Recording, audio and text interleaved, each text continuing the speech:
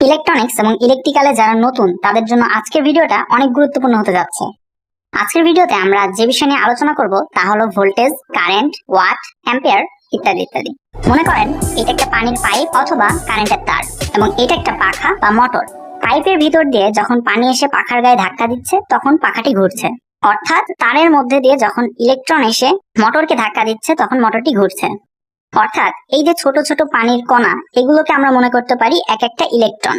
আর এই যে ইলেকট্রন গুলো প্রবাহিত হচ্ছে একটা নির্দিষ্ট দিকে, এটাকে আমরা বলতে পারি কারেন্ট। প্রতিটা পরিবাহীর মধ্যে কিন্তু অসংখ্য ইলেকট্রন থাকে, কিন্তু ইলেকট্রন গুলো যদি একটা নির্দিষ্ট দিকে প্রবাহিত না হয় বা স্থির থাকে তখন কিন্তু আমরা ওটাকে কারেন্ট বলতে পারি না। কারেন্ট আমরা তখনই বলি যখন ইলেকট্রন গুলো একটা নির্দিষ্ট দিকে প্রবাহিত হয়। আচ্ছা, আমরা তো বুঝলাম কারেন্ট কি। এই ইলেকট্রন গুলোকে প্রবাহিত করতে যেই পরিমাণ প্রেসারের প্রয়োজন বা যে পরিমাণ চাপের প্রয়োজন, এই প্রেসার বা চাপকেই বলা হয় ভোল্টেজ। আমরা যদি বইয়ের ভাষায় এই জিনিসগুলো বুঝতে যাই তাহলে সংজ্ঞাটা এভাবে হবে: কোনো পরিবাহীর মধ্যে দিয়ে একটা নির্দিষ্ট সময়ে যে পরিমাণ ইলেকট্রন প্রবাহিত হয় তাকে বলে কারেন্ট। আর কোন পরিবাহীর দুই প্রান্তের বিভব পার্থক্যই হচ্ছে ভোল্টেজ। অর্থাৎ ইলেকট্রন গুলো যেই পরিমাণ প্রেসারে ফ্লো হয় বা ইলেকট্রন গুলো প্রবাহিত হতে যেই পরিমাণ প্রেসারের দরকার হয়, এই প্রেসারটাকে বলা হয় ভোল্টেজ। কারেন্টকে বড় হাতের আই দ্বারা প্রকাশ করা হয় এবং ভোল্টেজকে বড় হাতের ভি দ্বারা প্রকাশ করা হয়। এখন এই পাইপের মধ্যে দিয়ে প্রতি সেকেন্ডে কি পরিমাণ পানি যাচ্ছে তা কিন্তু আমরা লিটারের মাধ্যমে পরিমাপ করতে পারি। ঠিক তেমনি এই তারের মধ্যে দিয়ে কি পরিমাণ কারেন্ট যাচ্ছে তা আমরা অ্যাম্পিয়ারের মাধ্যমে পরিমাপ করতে পারি। অর্থাৎ কারেন্ট পরিমাপের একক হচ্ছে অ্যাম্পিয়ার। অ্যাম্পিয়ারকে বড় হাতের এ দিয়ে প্রকাশ করা হয়। বইয়ের ভাষায় অ্যাম্পিয়ারের অবশ্য আরেকটা ডেফিনেশন আছে, তা হলো কোন পরিবাহীর মধ্যে দিয়ে এক সেকেন্ডে যদি 1 কুলম্ব চার্জ প্রবাহিত হয় তখন তাকে 1 অ্যাম্পিয়ার বলে। তো আমরা বুঝতে পারলাম যে কোন পরিবাহীর মধ্যে দিয়ে যখন মুক্ত ইলেকট্রন গুলো একটা নির্দিষ্ট দিকে প্রবাহিত হয় তখন তাকে কারেন্ট বলে। আর কারেন্টকে প্রবাহিত করার জন্য যে প্রেসার বা চাপের প্রয়োজন তাকে বলা হয় ভোল্টেজ।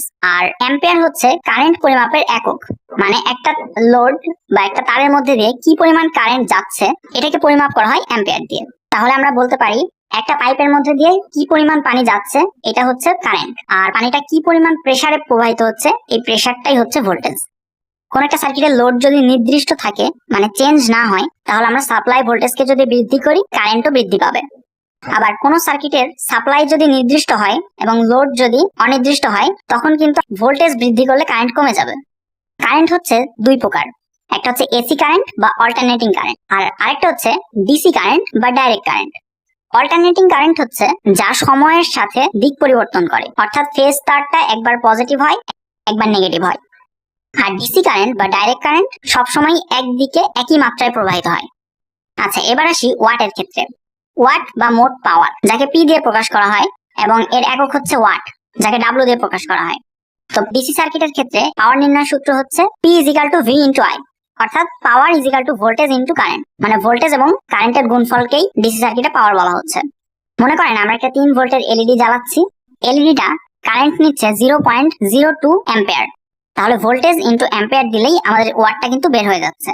আবার এসি সার্কিটের ক্ষেত্রে এই একই সূত্র ব্যবহার করা হয়, শুধু এর সাথে পাওয়ার ফ্যাক্টরের মান গুণ করা হয়। তো পাওয়ার ফ্যাক্টরের ইউনিটি মানটা হচ্ছে 1, তবে 1 আসলে সবসময় হয় না, এটাকে 0.9 অথবা 0.8 ধরে ক্যালকুলেশনটা করা হয়। তো আমরা যদি আমাদের বাসাবাড়ির ফ্যানটা কি পরিমাণ পাওয়ার নিচ্ছে এটা যদি আমরা ক্যালকুলেশন করতে যাই, তাহলে ফ্যানের ভোল্টেজ 220 ভোল্ট ইন্টু ফ্যান কি পরিমাণ কারেন্ট নিচ্ছে সেই কারেন্টের মানটা ইন্টু পাওয়ার ফ্যাক্টরের মান 0.9 = আমরা এখানে দেখতে পাচ্ছি আমাদের ফ্যানের ক্ষেত্রে মানটা এসেছে 67 × 32 ওয়াট। তো আমরা এটাকে 70 ওয়াট বলতে পারি। তো আশা করি আপনারা ভোল্টেজ, কারেন্ট, ওয়াট, অ্যাম্পিয়ার ইত্যাদি বিষয়গুলো সম্পর্কে ক্লিয়ার হয়ে গেছেন। এই ভিডিওর পরে এই ভিডিওর এন্ড স্ক্রিনে আপনারা পাওয়ার ব্যাংক এবং ব্যাটারির এমএএইচ সম্পর্কে একটা ভিডিও পেয়ে যাবেন। ওই ভিডিওটা দেখলে আপনারা এই পুরো কনসেপ্টটা আরো ভালোভাবে ক্লিয়ার হয়ে যাবেন। ওই ভিডিওটা দেখার জন্য মোস্ট ওয়েলকাম।